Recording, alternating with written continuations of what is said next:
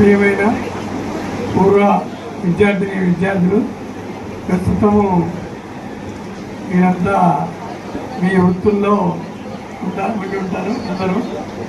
మీ అందరికీ కూడా ఈ సందర్భంగా అందరికీ సమావేశానికి వచ్చినందుకు మీ అందరికీ అభినందనలు తెలియజేస్తున్నాను. ఈ సమావేశాలు ఈ సంవత్సరం ఈ స్కూల్లో 4వ సమావేశం. ఈ 4 బ్యాచీలు ఈ సంవత్సరం పెట్టాయి. ఈ 4 బ్యాచ్లకి దాదాపు నేను అన్ని బ్యాచ్లకి వస్తూనే ఉన్నాను. అన్ని బ్యాచ్ల్లో బాగానే లాస్ట్ బ్యాచ్ కూడా బాగానే వచ్చారు. 80 స్టూడెంట్స్ వచ్చారు. టీచర్స్ కూడా 19 మంది వచ్చారు పోయినసారి కూడా. ఈసారి కూడా బాగా గ్యాదరింగ్ బాగానే ఉంది, మంచిగా ఉంది. బాగా ఎంజాయ్ చేయాలి. ఈ ఎంజాయ్ చేయడానికి మేము కూడా ఇప్పుడు ఎంజాయ్ చేస్తున్నాం. టీచర్స్కి కాదు, మేము కూడా స్టూడెంట్స్కి ఎంజాయ్ చేస్తున్నాం. ఎప్పుడు స్టూడెంట్స్ కంటే మేము 10th 67లో చదివాం.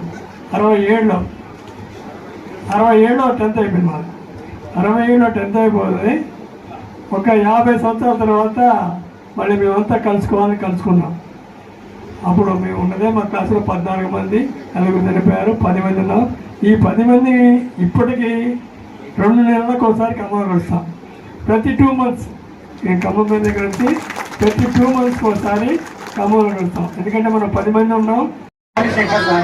వచ్చి మమ్మల్ని ఎదిగితే ఆ గోడ 10 అడుగుల గోడ కూడా ఎలా దూకాము కూడా ఇప్పటికీ మాకు తెలియదు.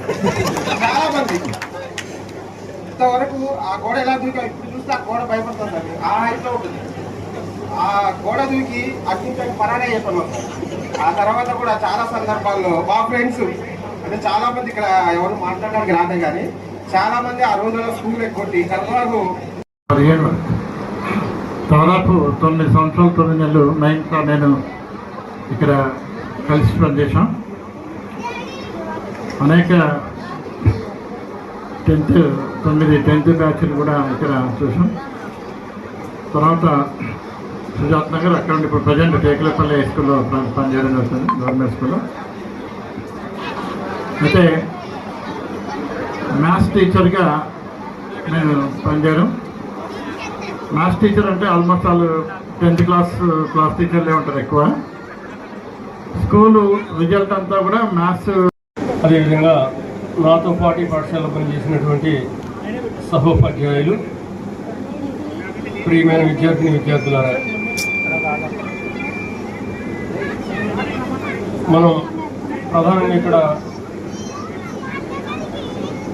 ప్రధానోపాధ్యాయులుగా మనం ఎవరైతే చెప్పుకుంటున్నామో సార్ దగ్గర నుంచి మనందరం కూడా నేర్చుకోవాల్సినటువంటి ఒక ప్రథమ అంశం ఏంటంటే క్రమశిక్షణ, డిసిప్లిన్ ఉంటే మనిషి అన్ని రంగాల్లో ఎక్కడైనా సరే విజయాన్ని సాధించగలడు.